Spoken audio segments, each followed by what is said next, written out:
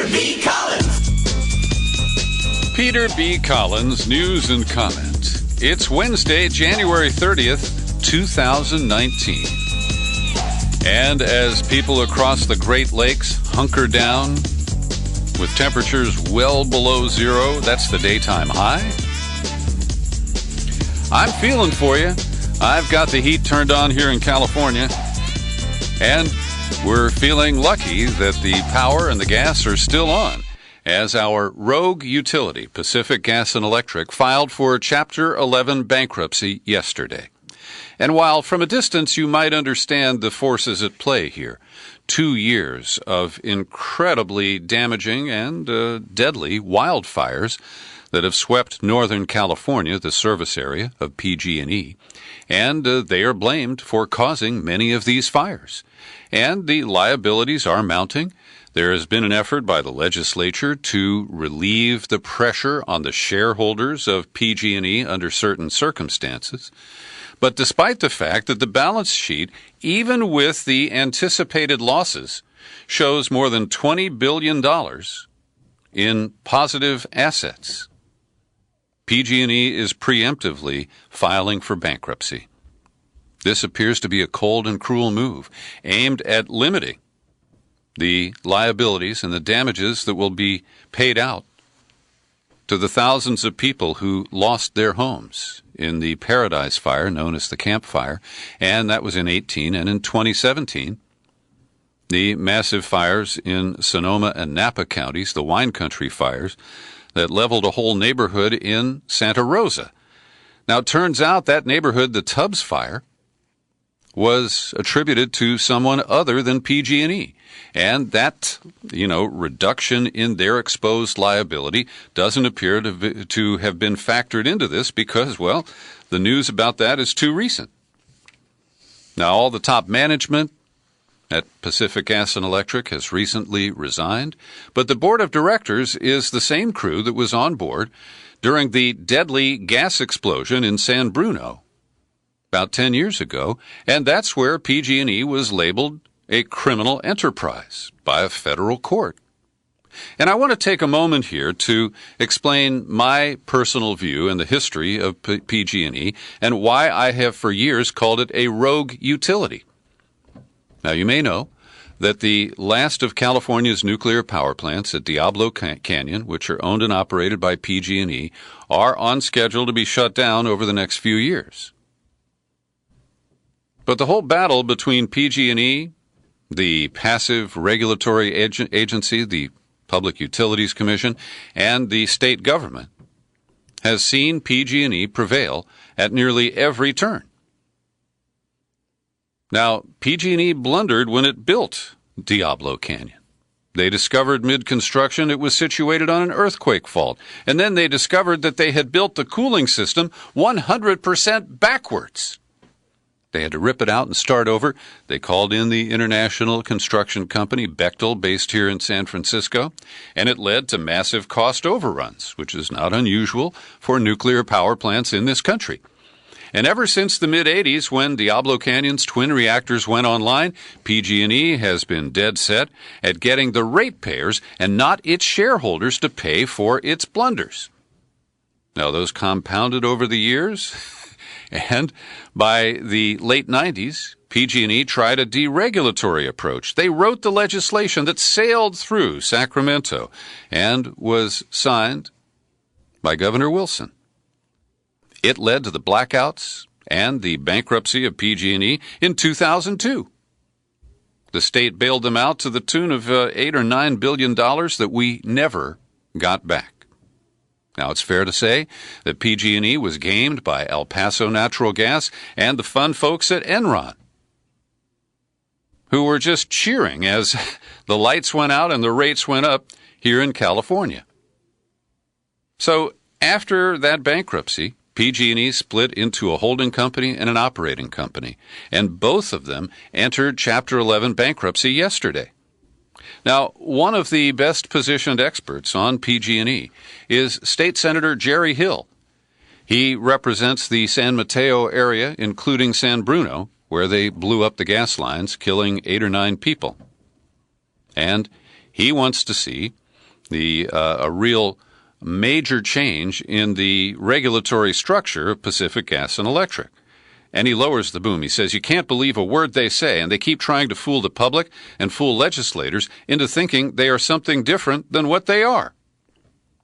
He slammed PG&E for asking the legislature for help avoiding bankruptcy, even as it was secretly exploring alternatives last year, like selling off the gas side of its operations. Now, there are many different ways that PG&E can be reconfigured. And as you may have heard, I believe the most sensible way is for the state of California to buy controlling interest in the holding company. At the recent low point of the PG&E stock drop, that could have been accomplished for a few $1 billion. And I don't want the state to own it all because that would harm shareholders, some of whom are just innocent people who bought stock in a regulated utility because they thought it was a good bet. And so if the state just took controlling interest, it could appoint the board of directors, it could set the policies, it could set the safety standards, and it ultimately will pay the bills of wildfire liability that can be blamed on electrical distribution. And as long as the state taxpayers are the ultimate funders of this mess, and clearly climate change is a driver of the wildfires that have plagued California, particularly in the last 2 years. So I think that is the most sensible way forward. There is some discussion of that, I'm pleased to say. But PG&E's action is a shareholders first move. And I think they will live to regret this. I hope we live. And I hope that our new Governor Newsom will take the bold step of making PG&E a public asset instead of a private, for-profit operation. Meanwhile, my biggest concern is the rush to regime change in Caracas, Venezuela, and to see the way this freight train has built momentum.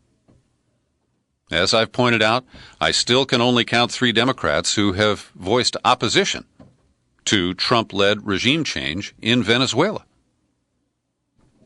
Other Democrats either support it or are silent. And John Bolton went on the Fox Business Channel today, and he spilled the honest reason why we're doing this. And you won't be shocked to hear it's about the oil. We're looking at the oil assets, Bolton said. That's the single most important income stream to the government of Venezuela. We're looking at what to do to that. We're in conversation with major American companies now. I think we're trying to get to the same end result here.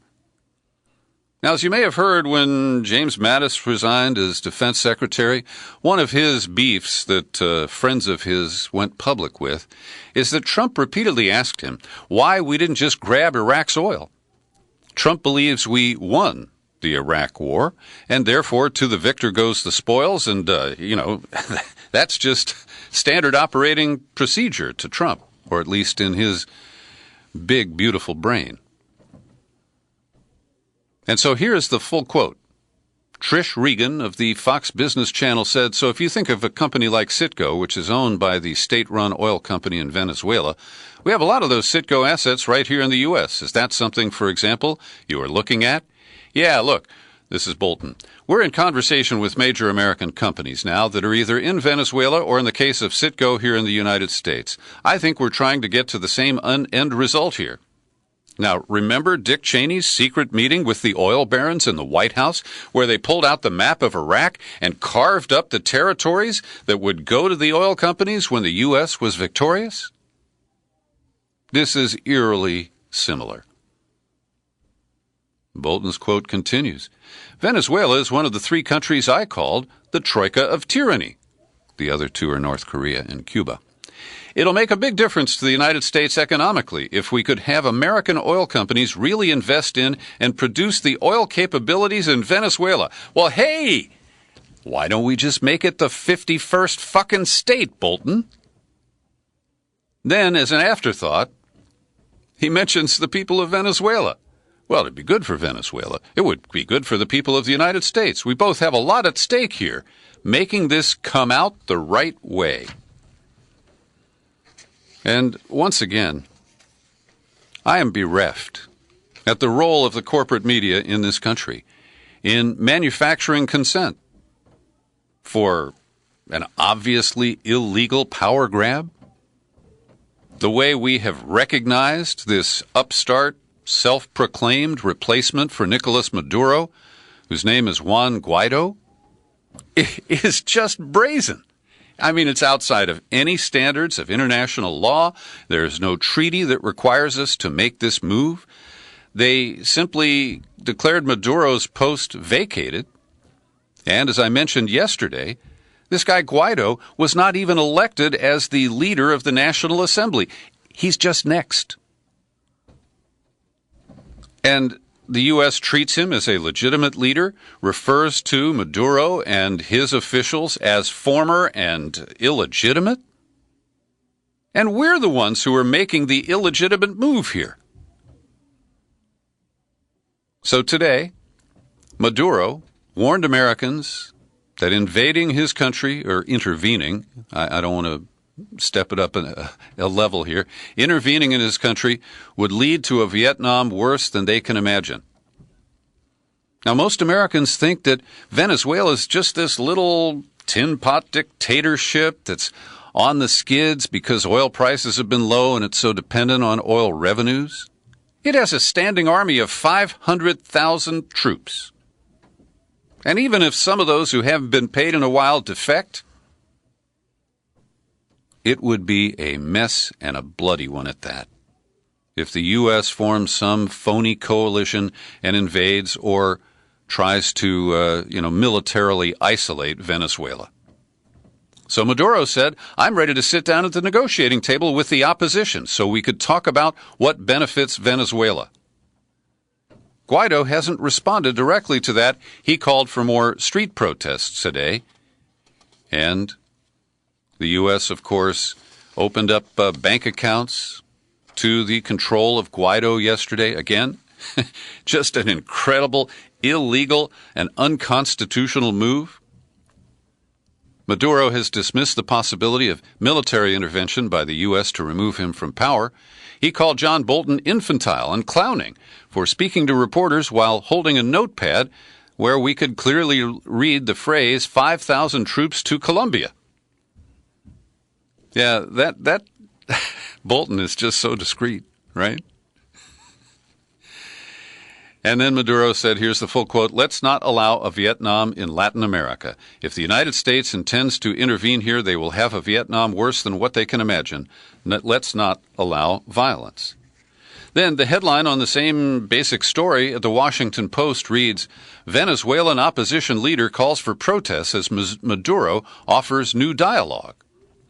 Now, in my local, very local newspaper, the Marin Independent Journal, they ran a version of this story, but they referred to Guaido as the popular Venezuelan opposition leader. Polls show that 80% of Venezuelans don't even know who the hell this guy is. But in the American media, he's popular. And there's just no question about his legitimacy. Here's some of the loaded language in the Washington Post story. Guaido called the protest to maintain the momentum of his anti-government revolt. It occurs as authorities intensified a crackdown on rebellious neighborhoods, trying to preserve an autocratic, socialist-style system increasingly imperiled by deep unpopularity and foreign pressure.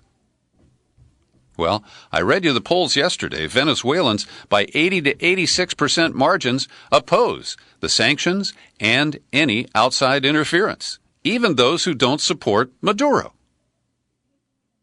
Then the Post paints this dark picture. 35 people have died in protests. It claims most shot by security forces, but we don't know that. And they say 800 people have been detained. Next paragraph.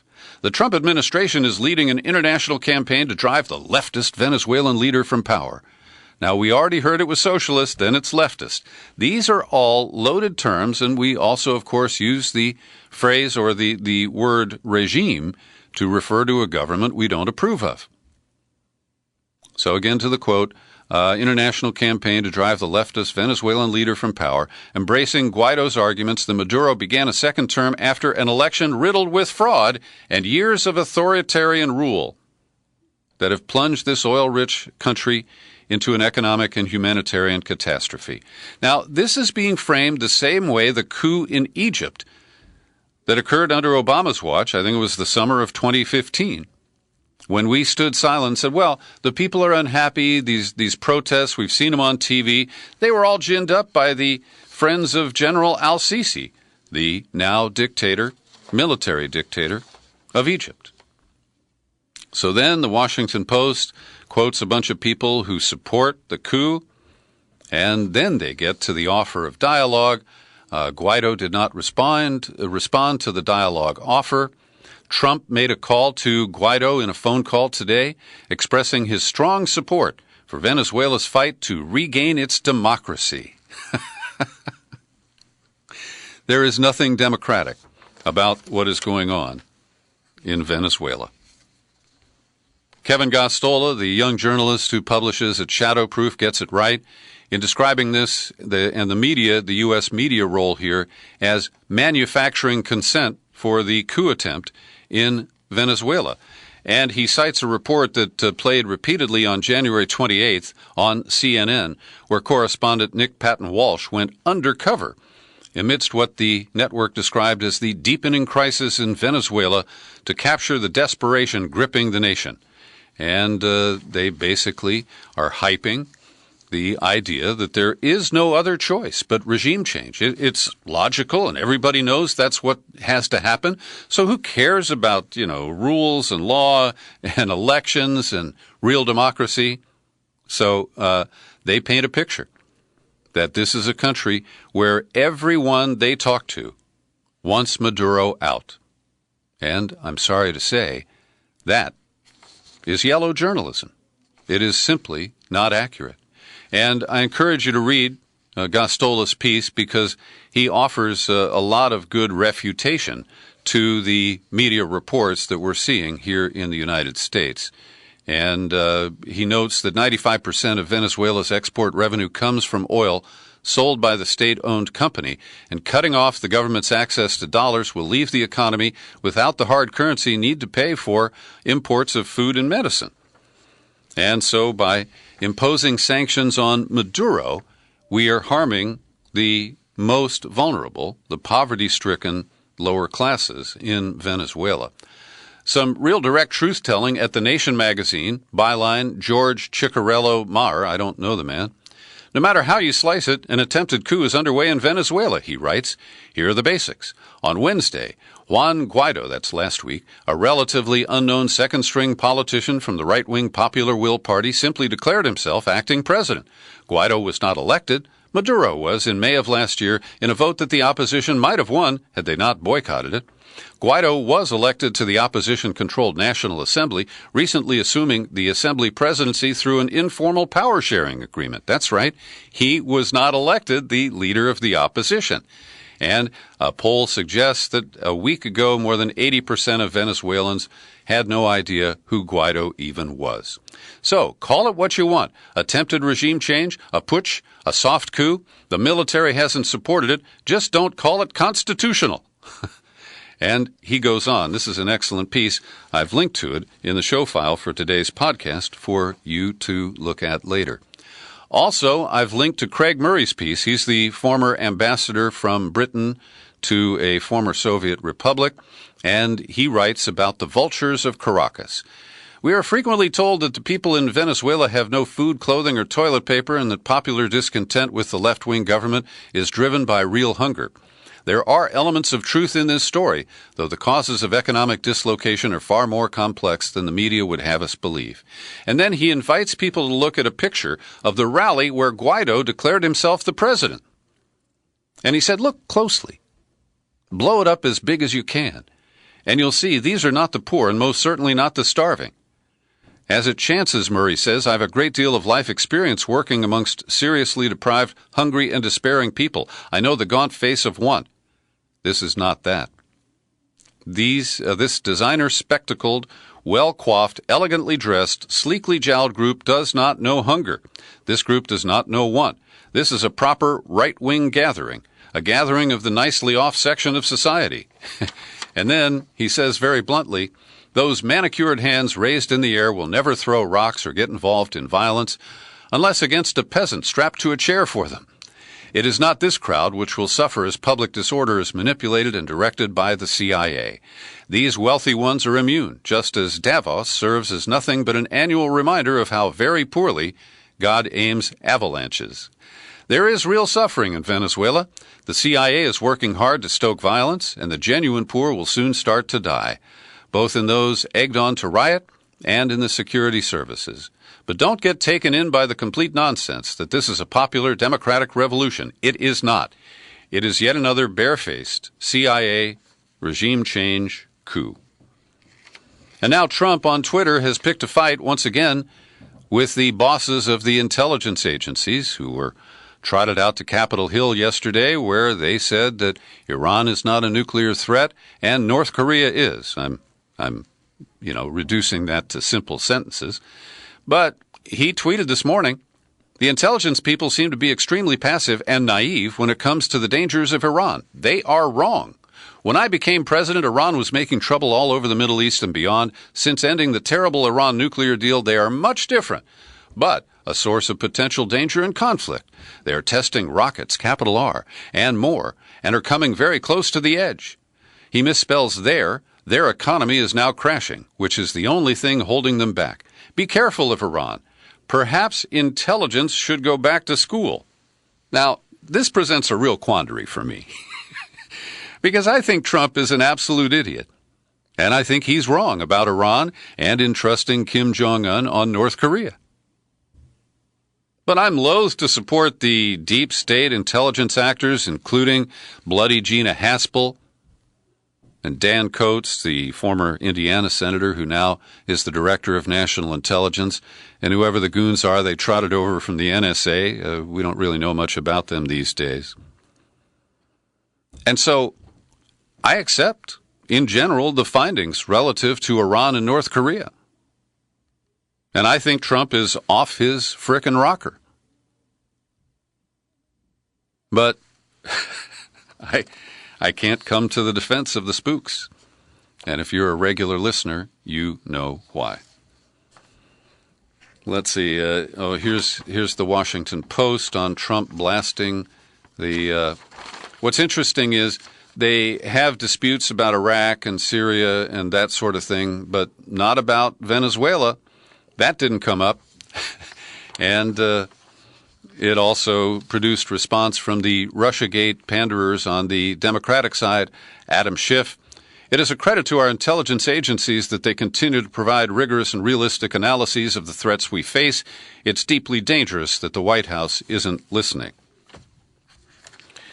Meanwhile, Mitch McConnell went public yesterday as he introduced a resolution that's going to be attached to that disgusting bill that provides more money for Israel's military and stifles Americans' right to participate in boycott, divestment, and sanctions. And Mitch McConnell wants to add a measure that denounces a precipitous withdrawal of American troops from Syria and Afghanistan. Now, as you know, I deplore the way Trump has announced these things on Twitter, and he appears to kind of break emotionally and decide, I'm going to be president for a minute. But fundamentally, we never should have had troops in Syria. There are only 2,000 to 4,000 there. They're not going to be a game changer, and we should have pulled them out while Obama was still president. And Mitch McConnell, who never allowed a war powers vote on any of this stuff, is now saying, well, we can't have a precipitous withdrawal from Afghanistan and Syria. And it's on a bill that is clearly on track to pass. It's not really a must pass, but it will pass. And it's the Democrats, 25 of them who I named yesterday, who grease the way for this bad bill to pass the Senate. And McConnell was trotting out the George W. Bush lie. Well, we'd rather fight them over there than fight them over here. He said, simply put, while it is tempting to retreat to the comfort and security of our shores, there is still a great deal of work to be done, and we do know that left untended, these conflicts will reverberate in our own cities. Yeah. Right, Mitch. Right. Every day I pause for a second to thank the people who support my work here at the Peter B. Collins Podcast with your subscriptions. And let's see who is on my PayPal list today. It's James Moberly, who stopped by and spent $1 to listen to the Aaron Mate interview. Good going, James. Come on back and become a regular subscriber. There's Barbara Ruther, who just renewed her annual subscription, and Joe Clarici, who kicks in $10 a month, and here's Dean Peters renewing an annual subscription for $50. Thanks, one and all. And if you're not a subscriber, would you like to change that? I'd sure love it to see your name on my list. Just drop in at peterbcollins.com, click on the menu tab, then click on Become a Subscriber, and boom, you're on the sign-up page where you can choose a level that fits your budget. And I always like to mention my P.O. Box in case you're allergic to PayPal. You can write to me and send money to Box 150-660, San Rafael, California, 94915. You know that company Foxconn with 2 N's? China-based, Taiwan-based company. Does a lot of manufacturing for Apple and other tech companies. And they dangled $10 billion over Scott Walker and the state of Wisconsin. Walker's gone, but the stinky deal remains, where Wisconsin agreed to forego $4 billion in tax and fees and revenue to government in order to attract Foxconn to hire what they said would be as many as 13,000 people. Yeah, that's a lot of cheeseheads. But Foxconn, once again, is changing its plan. The global environment that existed when the project was first announced has changed. As our plans are driven by those of our customers, this has necessitated the adjustment of plans for all projects, including Wisconsin. And many of us who heard Trump celebrate this deal knew that Foxconn can't be trusted. Back in 2013, Obama took the bait. The company announced it would invest $30 million, just $30 million, in a factory in Pennsylvania, creating 500 jobs. It still hasn't been built. Meanwhile, Apple is reeling from a bug or a liability in the FaceTime program that was discovered by a 14-year-old boy in Arizona. He discovered that when you have 2 people on a call on FaceTime, you can eavesdrop on one of them before that person has even answered and technically connected to your group call. Grant Thompson is the 14-year-old, and his mom, Michelle, tried every way she could to contact Apple. And a week later, she finally got some kind of a notice back. And, you know, anybody who tries to contact these tech companies, you know just how impossible it is. They do not respond. There are apparently no humans there. So anyway, Apple is disabling group FaceTime. It's working on a fix. There'll be a new software update coming out. But the company hasn't addressed how the flaw passed through quality assurance, and it confirms one of our deep fears, which is that iPhones can be turned on, both the microphone and the camera, remotely, and you may not know it. And it's not as safe as it should be. Now, Apple's security comes up in a very interesting piece written by 2 ancient journalists. They run a site here called CalBuzz, and you can find it at calbuzz2zs.com. It's Phil Trounstein and Jerry Roberts. I know Jerry better. He was once the political writer and then the editor at the San Francisco Chronicle. And they write that a lot of people are asking them for their take on Kamala Harris, the California U.S. Senator who has announced a candidacy for president. And they say, well, you know, she's smart, savvy, articulate, and we basically agree with her politically. But after watching her in San Francisco and as California Attorney General for more than a decade, we truly don't know whether she operates from a core of cogent and steadfast political values or merely from a concatenation of constant calculation as to what position most benefits her politically. And they detail how a few years ago, when James Comey was trying to force Apple to hack the iPhone of the alleged San Bernardino terrorists, that they tried to get Kamala Harris to take a position. They say Dianne Feinstein sided with the FBI. They don't agree with that. And then they interviewed her, and I'm not going to bore you with the transcript here, but if you read it, you'll see that Kamala Harris was determined not to take a public position on that issue. There's also an interesting commentary at the Washington Post today under the byline of Monica Hess, and she notes that Kamala Harris had a relationship with former San Francisco Mayor Willie Brown. He was married, she wasn't. And we're supposed to just forget about this. Yes, they dated. But the two things are separate. They dated, and Willie Brown gave her appointments to powerful positions and well-paying jobs.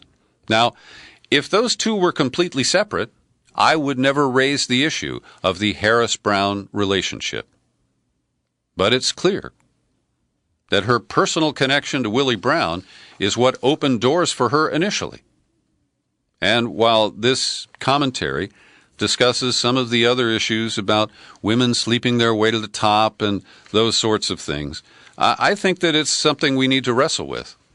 But we shouldn't hide the fact of the Brown-Harris connection 20 years ago.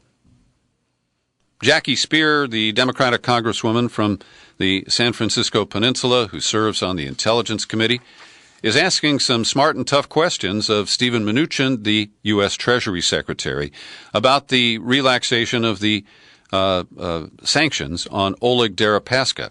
And what Speer's investigation has picked up, and she wrote a letter to Mnuchin about this, is the connection between Leonid Blavatnik, who is close to both Mnuchin and to the Russian oligarch Oleg Deripaska.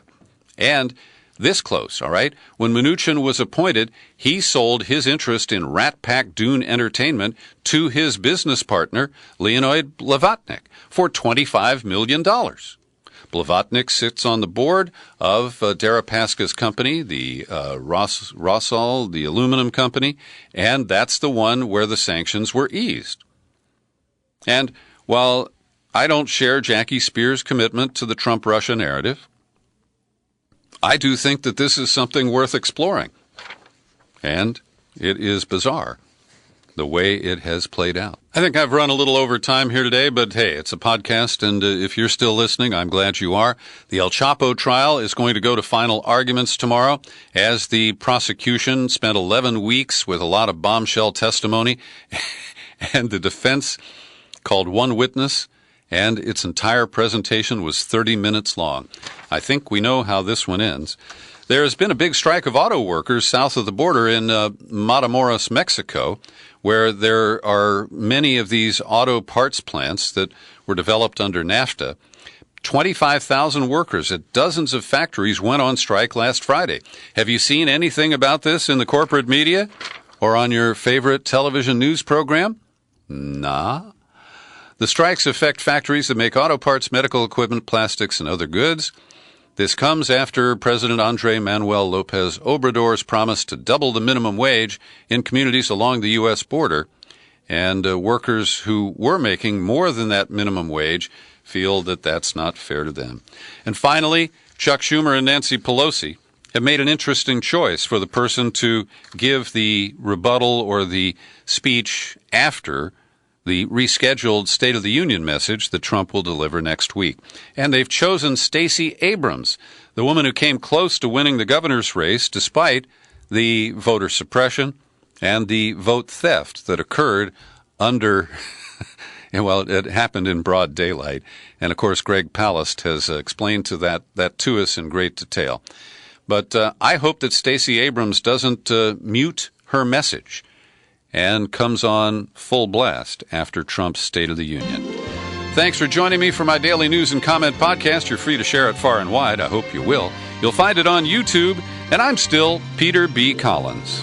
Happy trails to you until we meet again. Happy trails.